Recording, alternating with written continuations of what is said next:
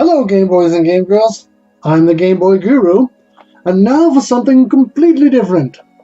For those of you who have watched my channel for a while, you know that not only am I a big gamer, as evidenced by the videos that I've made and all this stuff back here, but I'm also a big music fan, as some of the t-shirts that I've worn in various videos will attest to. And one of the things that I love about gaming and about music is that there's a fair amount of crossover. Most games have music of some sort, and a lot of it is created specifically for those games.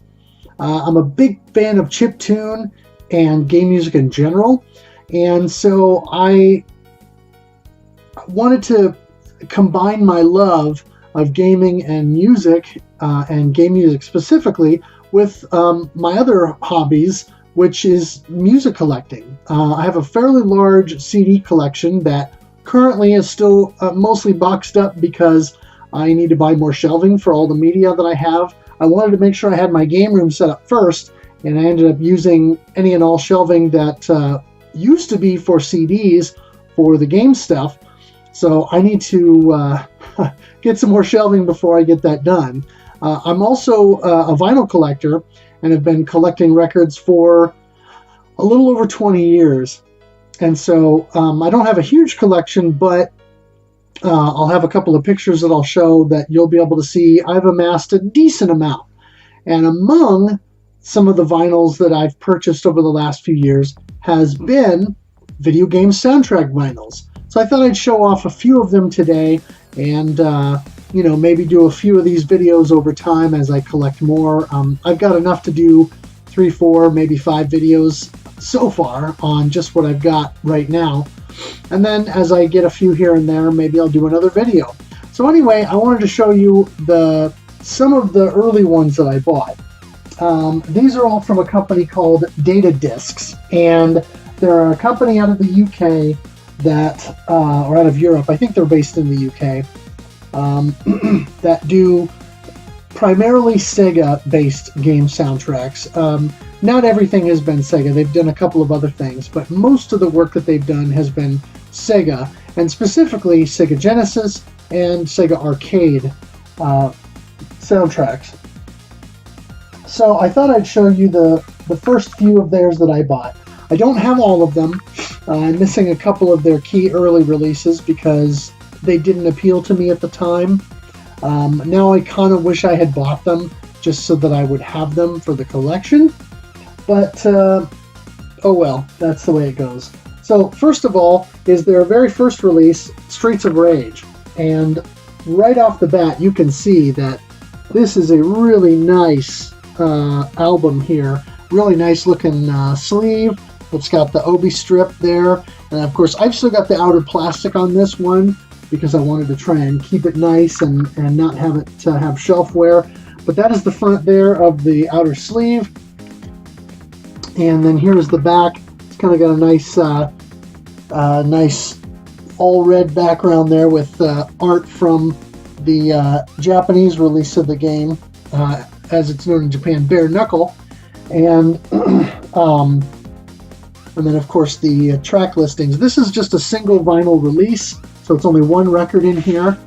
I'll go ahead and show you what's inside. And there's quite a few little bits and pieces in here. So first of all, I'll show you the album itself. I pre-ordered this and was able to get the special edition. So it is the splatter, the red and black splatter vinyl, which is absolutely awesome. I love the look of this, especially when it's on the turntable spinning. I have a handful of these splatter vinyls that I love to listen to, not just because of the music, but also because while I'm listening to it, this is very aesthetically pleasing to see spinning around at 33 or 45 RPMs on the turntable. So that's the record itself. Comes in a nice black paper sleeve with a anti-static insert, which is always appreciated. Too many labels and distribution places cheap out on that now with modern vinyl and just put in basic paper sleeves or plastic bags that are supposed to be anti-static but aren't really. So I appreciate that Data Discs really goes the extra mile with their releases. Speaking of going the extra mile, they sent over a couple of art cards, full size, and so you've got the US and Japanese art for Streets of Rage and Bare Knuckle. So those are both very cool pieces. Nothing on the back, they're both just cardstock there. And then there's also this nice little envelope with their Data Discs logo.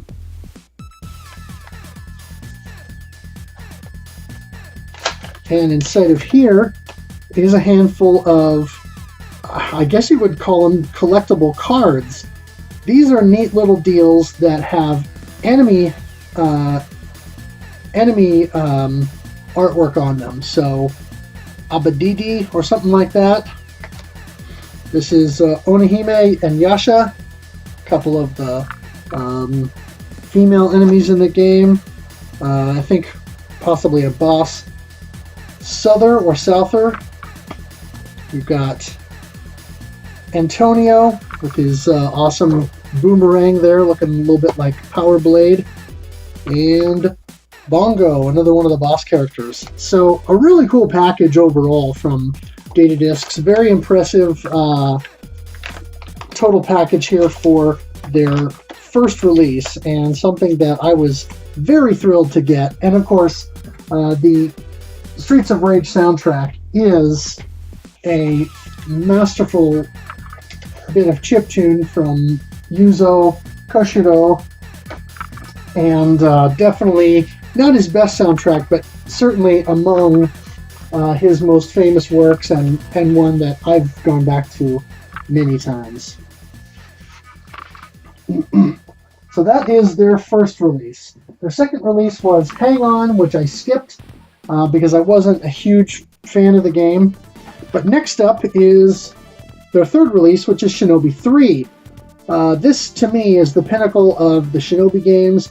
I know a lot of people swear by Revenge of Shinobi, aka the Super Shinobi in Japan. This is the one that's my favorite. I find it to be a little bit more forgiving, more playable, and just more fun overall.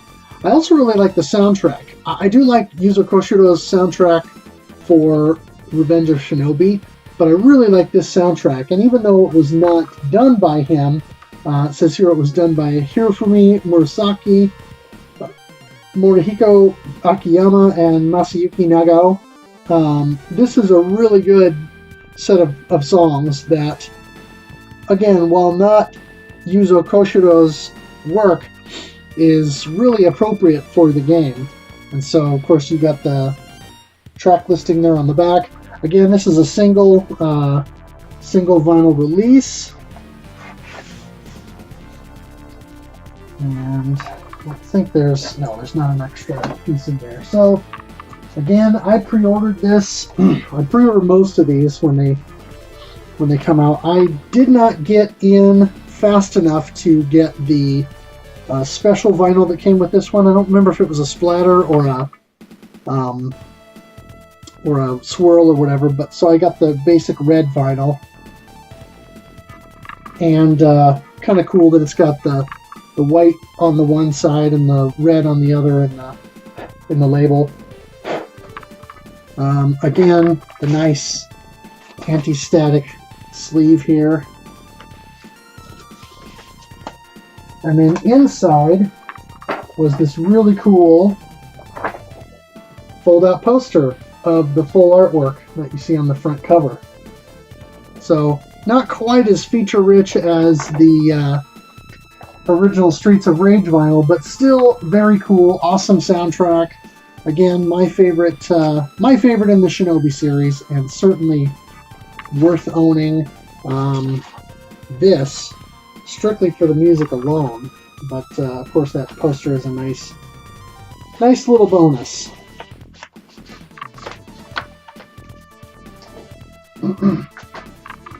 Their fourth release was Shenmue, and I skipped that. I never played that game. I still don't own a copy of the original Shenmue. I've got the second one for Xbox, but I still don't own the original. So that one, however, as of this video, is still available on their website, in case anyone's interested. But the next one here is Streets of Rage 2, which is my favorite Yuzo Koshiro soundtrack, and also my favorite of the Streets of Rage games. This is fantastic. Of course, what you're seeing here on the front is the US cover art, which I have no idea why they did it this way. Axel and Blaze are totally not reflective of their actual characters. And I love this on the back, too. You got an enemy, it looks like, walking down the street with a bat there, and he's right behind the Don't Walk sign, so it almost looks like his head is the Don't Walk sign. But this is a double vinyl, so it is a full gatefold release. And of course, inside you've got the nice Japanese art that is far more reflective of the actual characters in the game, and really nice center art there with all the characters. So I'll show you what's inside here.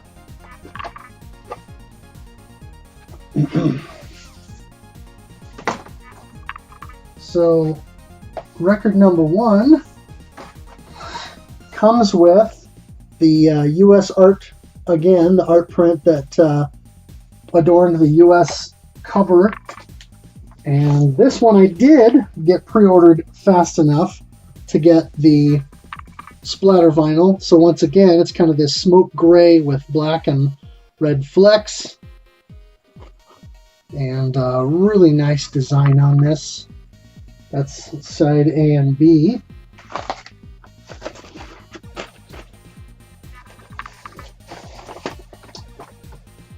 The second album comes with this cool art card or poster board of boss characters and enemies in the game.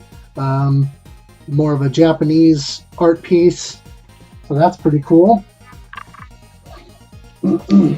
And sides C and D, again, kind of a smoke gray. This one's a little bit lighter. It's a bit more translucent. So there's C and D, really nice with black little bits of stuff in there. And then, of course, the red really pops on this one. So absolutely amazing soundtrack. Phenomenal game. Probably, I would say, bar none, the best beat 'em up of the 16-bit era. I can't think of a game that's in the genre that is better than that, at least not on console. There are a couple in arcades that people will sometimes argue are kind of the pinnacle from that time, but as far as I'm concerned, strictly from a game console perspective, the Final Fight series could not hold a candle to Streets of Rage, and Streets of Rage 2 and even 3 really set the bar. And nothing was ever able to surpass that, and so in the 32-bit era, with everything moving to 3D and games like Die Hard Arcade and so forth kind of taking over the mantle, the genre kind of died out. So that was the 5th release from Data Discs, and one of my favorites, definitely one that I have spun a few times. Their 6th release I went ahead and bought, and that is Outrun. This is one that I knew was going to sell really fast. I did not get there in time to grab the super special limited edition, but that's okay because I was actually quite pleased with what I had. So this is a really neat piece, and I'll show you here why. You saw the design in there with the palm trees and the clouds, and it's daytime.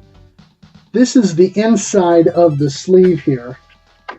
You can see, I've left the plastic on here, but you can see that's the inside of the sleeve that is printed there so that you can see the road there kind of at dusk.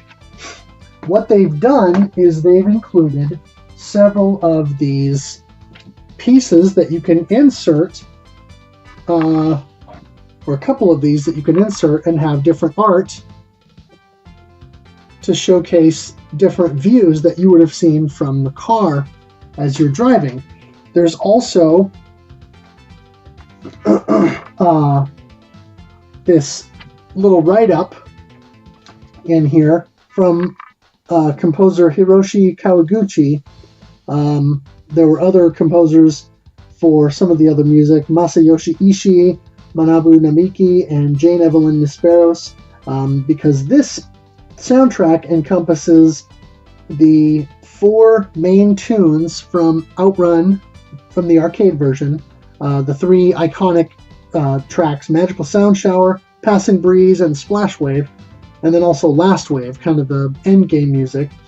They also include Step on Beat, which was added for the Sega Genesis port, and they've got the Genesis or Mega Drive version on there. And then for the later 3DS release, there's Cruising Line and Camino a Mi Amor, which were added later for that, and those are on side B along with Step on Beat. So this is a really cool package, like I said, with these pieces here where you can insert whichever one you want to see on the outside. Very cool feature. But like I said, I didn't get in on the super limited edition, but what I did get was the awesome mint green, or this sort of, I'm not sure if you'd call this mint green or sort of a seafoam green, but I love this bright, bold color that really screams kind of a 80s, retro wave, synth wave sort of aesthetic that so many of the modern groups of that style have taken from Outrun, and a lot of similar things as inspiration during this last few years. Matter of fact, there's a synthwave group or a retrowave group called Arcade High that has a song called Outrun This, which is kind of their take on the whole Outrun thing, and their side B, of course. But so it's kind of interesting that it's kind of sort of come full circle, where all of the music from arcades and things has inspired some of these artists, and this kind of project seems to be a bit of a nod to them in some ways. This one comes in a nice white sleeve, of course, but it still has the anti-static insert, so that's a really cool record that I really like. Of course, the Outrun soundtrack is iconic. I'm not a big racing game guy, but that's a game that I've always loved. And the 5th release that I got from them was actually the next one in line, which is Golden Axe 1 and 2. And so this is both the Golden Axe 1 and Golden Axe 2 soundtracks on one record. Golden Axe 1 on side A and Golden Axe 2 on side B. Really cool art there with Axe Battler, Gilius Thunderhead, and Tyrus Flare there, and the ominous head of Death Adder kind of silhouette in the background there. And the iconic Golden Axe logo there on the back with the track list. I'll go ahead and pull all this stuff out. Comes with these nice, once again, art cards.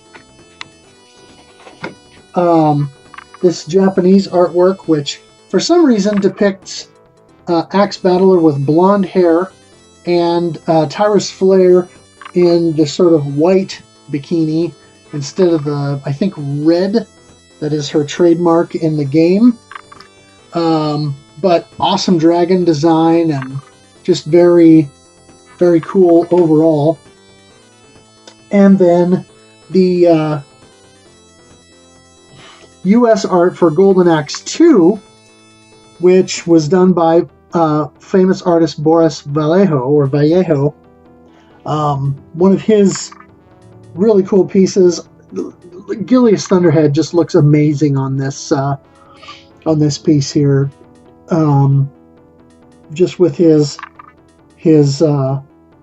design and all the detail that's on there, and of course the dragon is also amazing.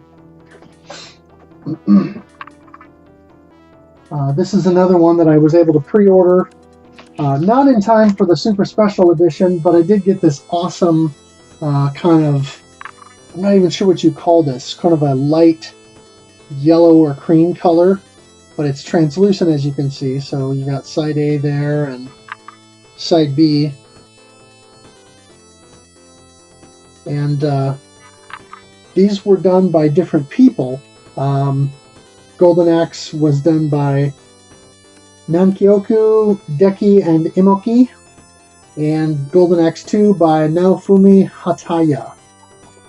So, another cool soundtrack. These are the Sega Genesis versions. I know there were some people, when this was announced, that were kind of disappointed that this was going to be the Genesis versions and not just an arcade version of Golden Axe 1. But really, the Genesis version, I think, is probably where most of the nostalgia is for the series. You know, a lot of people played it in arcades, which is why it came to the Genesis, but it was the earliest kind of beat 'em up for the system, and I think a lot of people own Golden Axe because it was one of the earlier games on the system that really showed the potential over the NES. So I remember playing Golden Axe when I got my Genesis because one of the guys from school had it and let me borrow it a couple of times and just had tons of fun with it and beat it a couple of times and really enjoyed it. And now I own a copy all these years later and have played through it a few times. So anyway, that's all I've got for you this time. Just wanted to show you those. It's not games, but it's gaming related. And since I've got multiple hobbies, like I said, I wanted to have some crossover between them and just kind of show off some of the fun stuff that I've got. So if you like this video, give it a thumbs up. Let me know you want to see more of my game music vinyl collection, and encourage me to continue to collect those. And also consider subscribing so you can see more of my videos in your YouTube feed. Make sure you follow me on Twitter at GameBoyGuru. I'll have a link in the description below to my blog where you can read all my Game Boy reviews. That is GameBoyGuru.blogspot.com. And speaking of chiptune, make sure you follow Nira and his channel. He provided the Super Mario Land overworld music that you hear in the intro to all my videos. And he's got a bunch of other great chiptune and game music covers as well, so make sure you go check those out. As always, thanks for watching, thanks for playing, and game on.